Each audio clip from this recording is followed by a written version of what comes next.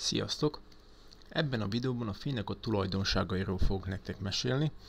Lényegében arról, hogy mi is a fény, hogyan keletkezik és hogyan használjuk a csillagászatban a fényt.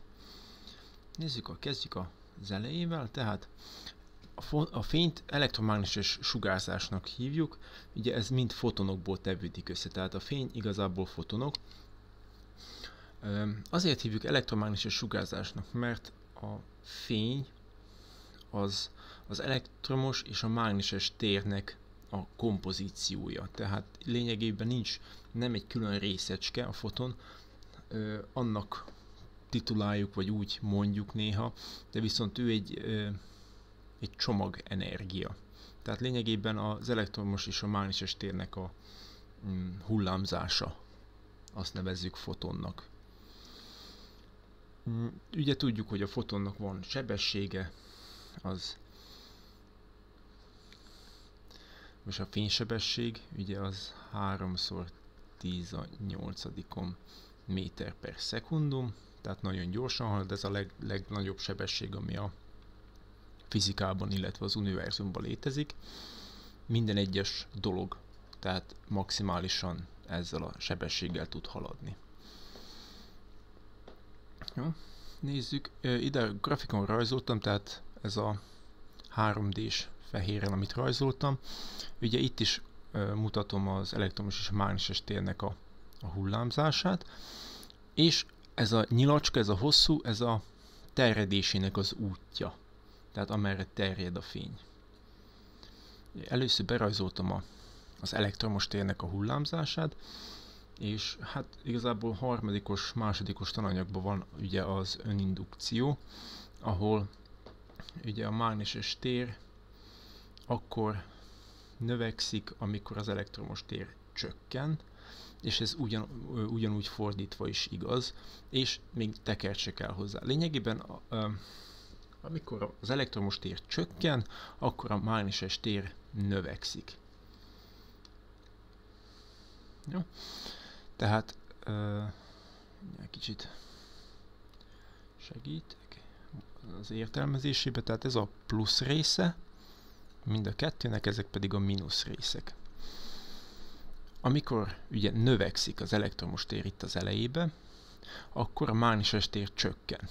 Mikor eléri a csúcsát a plusz értékben, ott elkezd az elektromos tér csökkenni lefelé, és elér eddig a pontig. Ez a minimuma. Akkor abban a pontban a mágneses tér az a maximumon lesz. És ahogy a mágneses tér eléri a minimumát, ebben a pontban akkor az elektromos tér a maximumon lesz, és így váltakozik folyamatosan.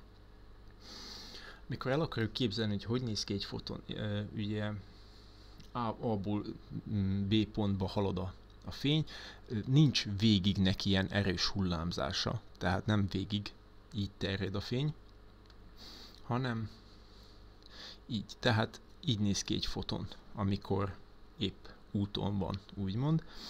Ugye először kis hullámja van, és aztán elér egy csúcsot, és így. És ez a kis rajzocska igazából, hogy haladna a fény, ez tolódik el jobbra. Így terjed a fény. Jó. Tehát van a hullámhossz, ami egy fontos tényezője. A hullámhossz ugye egyik csúcsból a másikig, tehát ez itt. Ezt nevezzük hullámhossznak, ez a lambda. És a frekvenciája, ugye az pedig az oszcilláció per szekundum. Egy kicsit beleértem ez a rajz. Tehát a frekvencia az az oszcilláció másodpercenként. Tehát hányat rezeg a fény másodpercenként.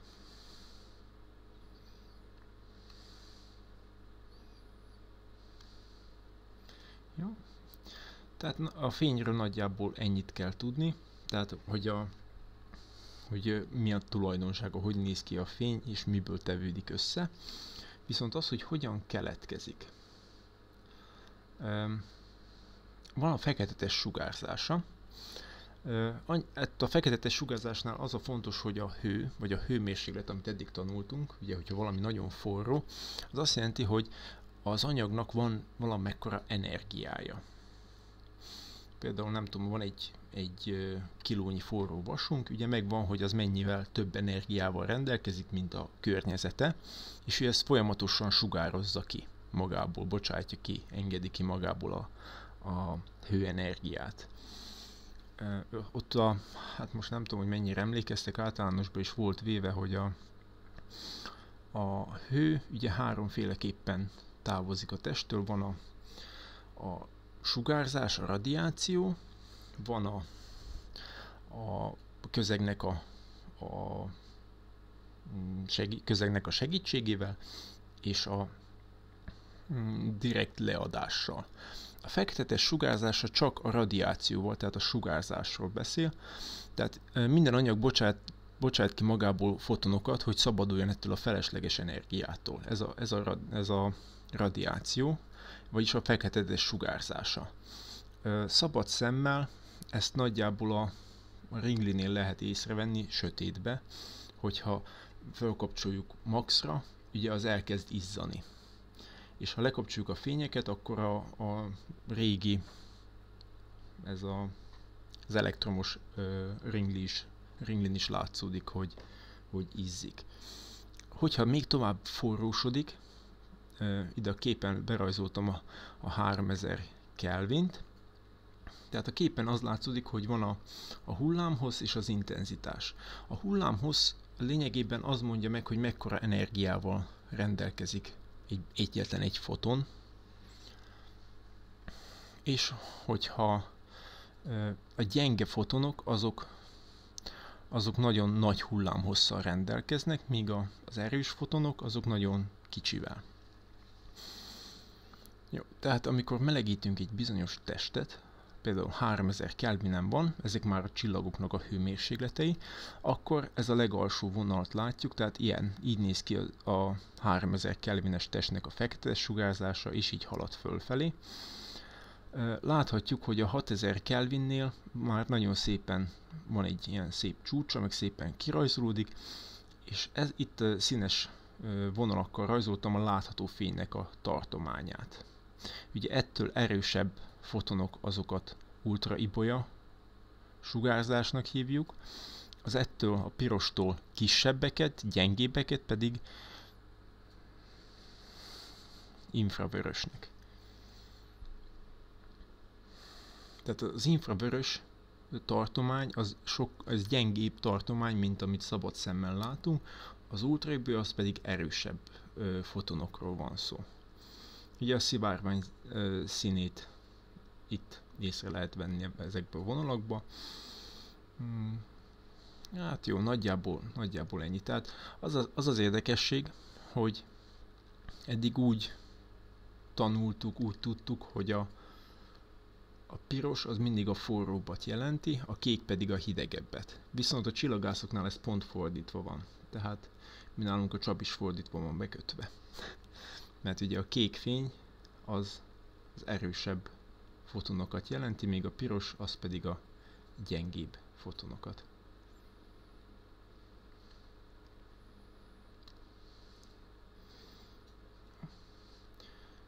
Mutatok egy képet, ami nagyjából összegez mindent, amit így eddig elmondtam. Tehát legföl írja yes vagy no, ugye y vagy n, hogy az atmoszféra átengedi magán keresztül ezeket a hullámhosszokat, és ugye az y az igen, az n az pedig a no. Itt van a hullámhossza, hogy nagyjából mekkora. Itt van ilyen approximáció, tehát hogy mihez lehet hasonlítani a hullámhosszoknak a nagyságát, a frekvenciájuk, és hogy ezek a feketetes sugárzások, hogy milyen hőfokon bocsátják ki ezeket a bizonyos sugárzásokat. Tehát eddig nagyjából átvettük azt, hogy a fekete test sugárzás az hogyan bocsátja ki a fotonokat, de ez a hőmérséklettől függ. Most nézzük atomi szinten mi történik. Itt van az atommag, és ezek a körkörös vonalak, ezek az elektron szintek. hogy mindegyik elektron, igazából minden elektron szinten maximálisan 2 elektron tud elhelyezkedni. Ezt kémiából is tanultátok, stb. Ez a szaggatott vonal, ez pedig már ez a határ. Tehát ha elektron már itt helyezkedne el a szaggatott vonal, az már szabad elektron lenne. Ide rajzolok egy elektron mondjuk erre a pontra, és látjuk, hogy innen, hogy ő szabad elektron tudjon lenni, sokkal nagyobb energia kell ahhoz, mint hogyha itt lenne az utolsó energiaszinten. Itt nagyon kis energia kell neki. Tehát ahhoz, hogy kiüssünk innen egy elektront erről a szintről, valamilyen fotonnak kell, hogy érkezzen, valami erős fotonnak. Kiüti, és ő felszabadul. Itt viszont sokkal gyengébb elektron is ki tudja ütni, vagyis szabaddá tudja tenni az elektront. Amikor lesz egy szabad elektronszint, tehát egy elektronszinten van egy szabad elektronhely, akkor megtörténhet az is, hogy a kint levő elektron visszaugrik arra a szintre. Ilyenkor az elektron is kibocsát magából, ugye energiát le kell, hogy adjon, tehát ki fog bocsájtani egy ugyanolyan nagyságú hullámhosszú fényt, mint ami kiütötte onnan. Viszont megeshet az is, hogy innen leugrik egy elektron, itt lesz szabad hely, leugrik ide, és így tovább így leugrik. Ez folyamatos, bizonyos kisebb fényeket fognak kibocsájtani. Tehát így lehet nagy, erős fotonból sok kisebb, gyengébbet kapni. Jó. Tehát nagyjából ez történik így atomi szinten a fotonokkal. Tehát, hogyha van egy erős foton, akkor az mindig le fogja csökkenteni a nagyságát, és sokkal több gyengébb foton fog keletkezni. Most nézzük meg a napot. A napról tudjuk, hogy az a fő fényforrásunk. Tehát innen jön a fénynek a legjava. Viszont, ha megnézzük, mi történik a belsejében, akkor láthatjuk, hogy a fúzió a napnak a belsejében történik. Ide, ahol rajzoltam ezeket a kis köröcskéket, ezt radiális zónának hívják. Itt körkörözik a plazma. Tehát mindegyik csillag igazából egy forró gáz, vagy egy plazma, ahol a gáz össze van nagyon sűrítve és izzik, tehát nagyon-nagyon nagy hőmérsékleten van. A csillagoknak a belsejében játszódik le a fúzió. A fúzió az nukleáris folyamat, amikor 2 kisebb atomból egy nagyobb keletkezik, és ezáltal energia szabadul fel. Ez az energia gamma sugárzásnak felel meg, tehát nagyon-nagyon erős sugárzás. De mire ő kijutna innen a belsejéből, folyamatosan ütközik más anyaggal, atomokkal, elektronokkal, stb. És csökken neki az ereje. Tehát itt már mire kiérne eddig a részig, itt már igazából el is vész a gamma sugárzás, hanem csak megmarad maga a hő, tehát az energia, kisebb sugárzások. És ugyebár innen a napnak a pereméről pedig sugároz minden irányba a nap, ugye, fényt.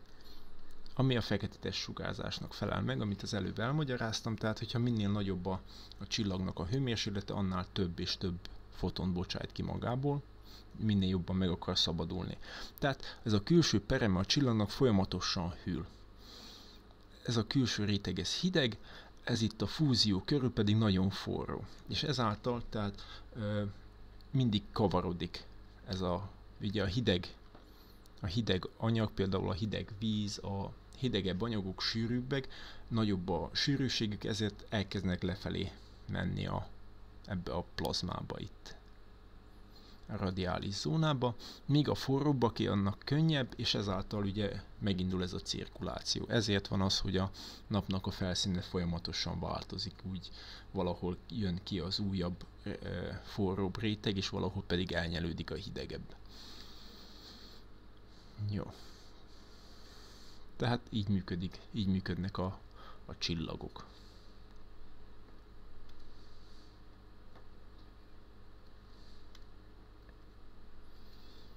Jó. Ugye, hogyha egy szabad elektronnal találkozik egy foton, ő képes kinetikus energiát, vagyis sebességet adni az elektronnak,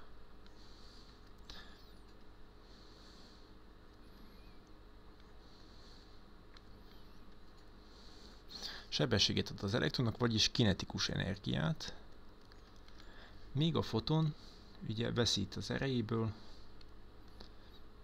és egy gyengébb foton fog tovább haladni. Tehát a fotonok nem csak az energiaszinteken az energiaszintek ugrálásával tud veszíteni energiát, hanem még azáltal is, hogy ütközik elektronokkal, vagy atommaggal. Azáltal is tud veszíteni energiát a foton.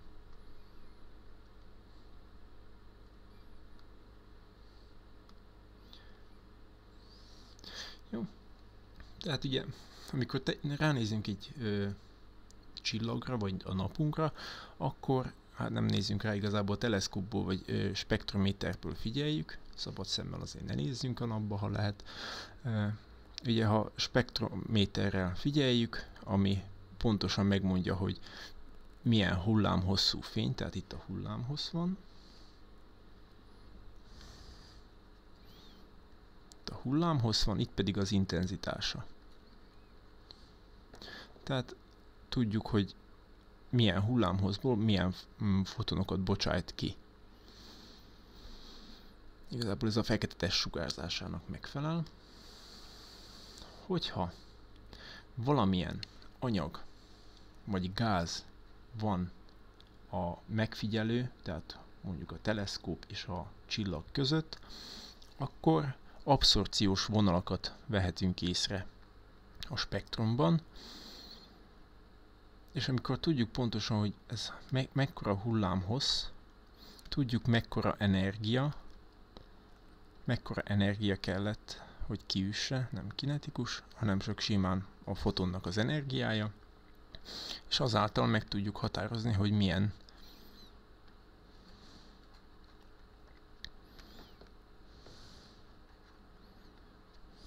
alkotja ezt a gázfelhőt.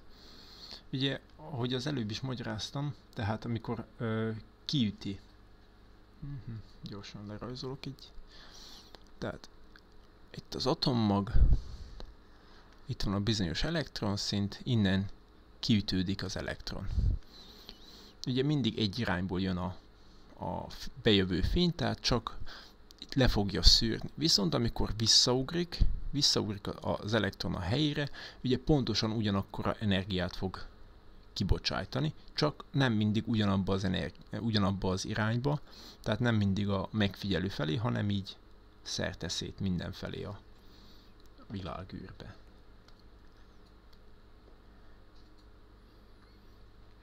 És hogyha nem is a csillagot figyeljük, hanem magát a gázt, akkor ott pedig emissziós vonalakat tudunk észrevenni, vagyis ott is pontosan ugyanazt a hullámhozt vehetjük észre, mint a föntiben. És innen is, tehát a gázoknak az emissziós vonalában meg tudjuk állapítani, hogy az milyen fajta gázból tevődik össze. Vagy milyen anyagokból tevődik össze a gáz pontosabban.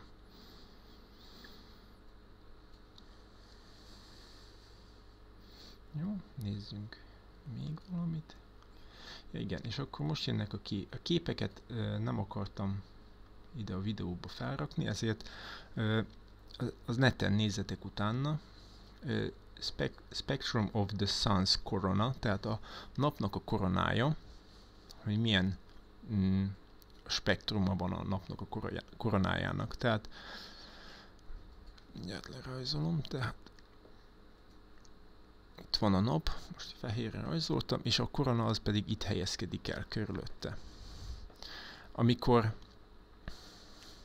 napfogyatkozás van, ugye akkor pont az egész nap el van takarva, és a koronáját látjuk, ahogy világít.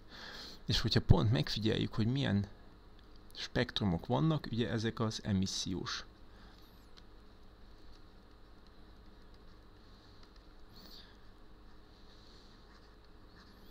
Ezek az emissziós vonalak, és ebből meg tudjuk állapítani, hogy milyen anyag van a napnak a koronájában benne.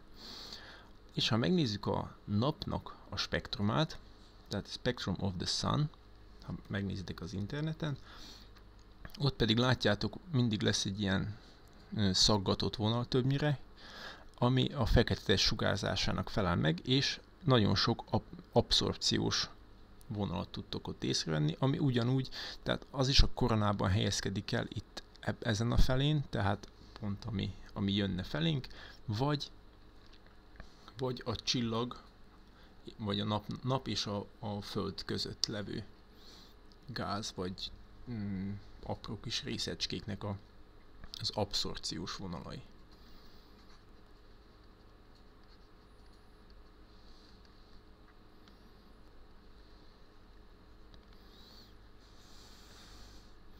Jó.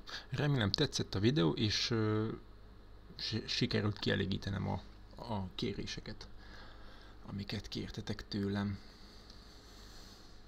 Sziasztok!